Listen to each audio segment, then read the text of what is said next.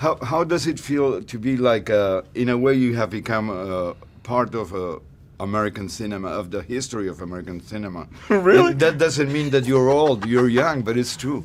You've done almost, I think, 100 movies or more. Yeah, a few more. Yeah, a few more than 100. And yeah. they're all quality, not all of them, but almost all. And then tell us a little bit. No, I'm kidding.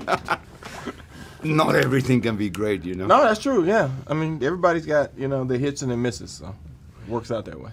And how do you feel about being considered that, like an iconic actor of? I think it's fine. I mean, I've done some significant work, and I've always given what I consider audiences, my best when I'm in a film. I don't take any job for granted. I approach every job the same way. I love movies, and I want people to go into the cinema and enjoy what they see on screen, especially if I'm in it, and have something to talk about when they leave. And if you've done that, then you've accomplished your goal. And I was going to say, your character in the movie is central to the development of the story.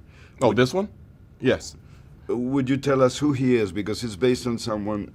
Well, George Washington Williams, the character I portray, is sort of responsible for the historical context of what this film is.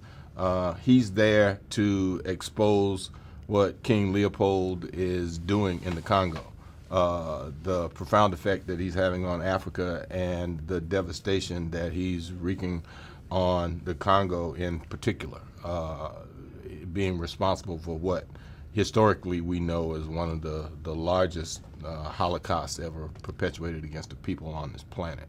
And he's there to document it and to inform other governments not to loan King Leopold money to complete what he's doing there, building his railroad and taking and raping the country of rubber, ivory, and diamonds. And that's my particular job there, to keep that line of thought as Tarzan's trying to rescue Jane, and we actually have a very interesting kind of change of what the Tarzan story is. Tarzan's usually, in my mind, the jungle police. He keeps the animals in line, he keeps the natives in line, and he lives in this tree with Jane.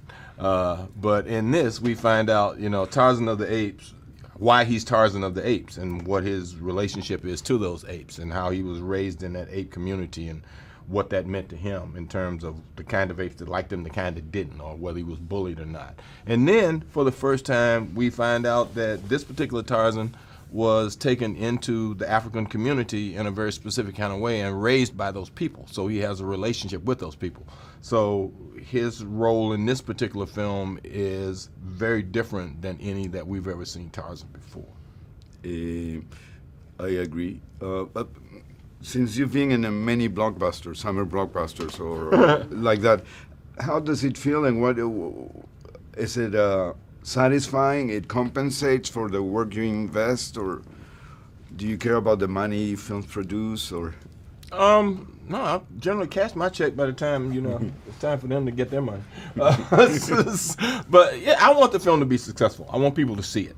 And like I said, I want people to go into the big dark room and enjoy Tarzan the way I used to enjoy Tarzan when I was a kid, as an entertainment entity and as a story that possibly makes them leave and try to find out more about what was actually going on. What did King Leopold do in the Congo? Who was Leon Rom, who's also another real character that Christoph plays? And what happened as a result of what, Leopold did. James Bond fans, did you know that Skyfall is the only Bond movie ever made by an Oscar-winning director? Now that's interesting. Want more movie facts? Click on more videos. Or for the latest trailers? Click on the playlist.